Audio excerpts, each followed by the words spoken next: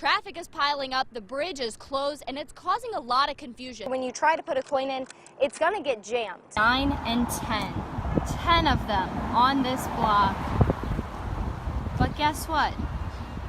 One is working. So, what does that mean?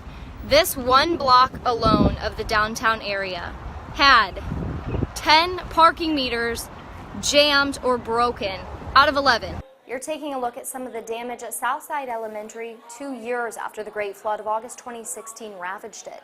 Representative Garrett Graves, how are you feeling out here tonight? The vibe is just electric out here. But when you swipe that card, just beware that filling up your tank's going to cost a little bit more than normal. And they say they're ready to see the Tigers take down the #1 ranked team in college football. Hello everyone, this is Amber Smith from Local 33 and Fox 44 here. Of course, ahead of the huge game tomorrow night, we have fans out here watching as ESPN's College Game Day crew is out right here on the quad on LSU's campus. I want to give you a live look at what we are seeing right now. These students weren't crossing the street at the time. They were standing on the sidewalk waiting to cross the street when they were hit. Inside these pages lives a minute-by-minute recount of a horrific attack. Over a year after Congressman Steve Scalise was shot during practice for a charity congressional baseball game, he shares his message. You know, it was really good for me to go and see what really did happen and how close I was to being on the brink of death and then fighting through it and just how I was able to make it through.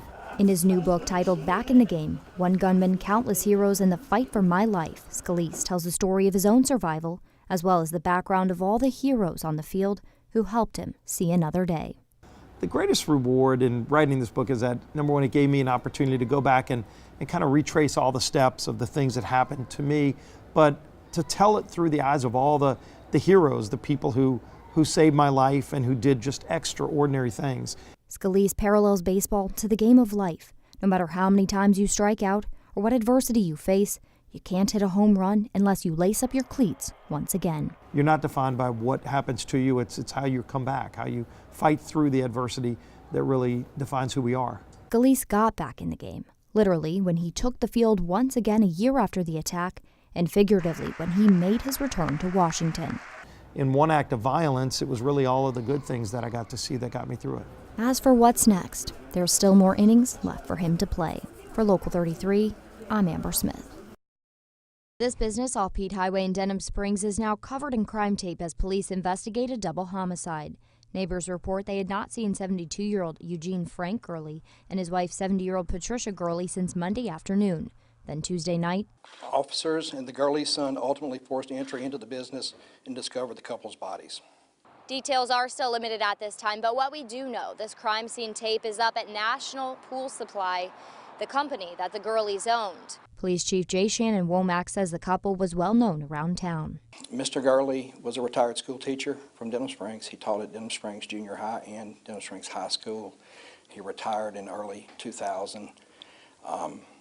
He was a good man. I knew him personally. Details about when and how the couple died are still unclear, but a neighbor says he heard gunfire the other night. All of a sudden, a little ways down, about just somewhere between here, Douglas Lane, and Tate, I heard 2 gunshots. As for whether or not that recount matches evidence from the investigation, Chief Womack says it's possible.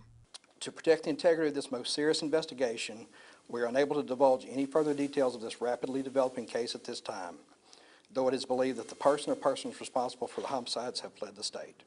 While many details remain under wraps, department officials say they think this act was targeted, not random. It saddens me deeply to have to stand here before you and talk about what is certainly the most heinous and senseless crime that we've encountered during my career with the Denham Springs Police Department.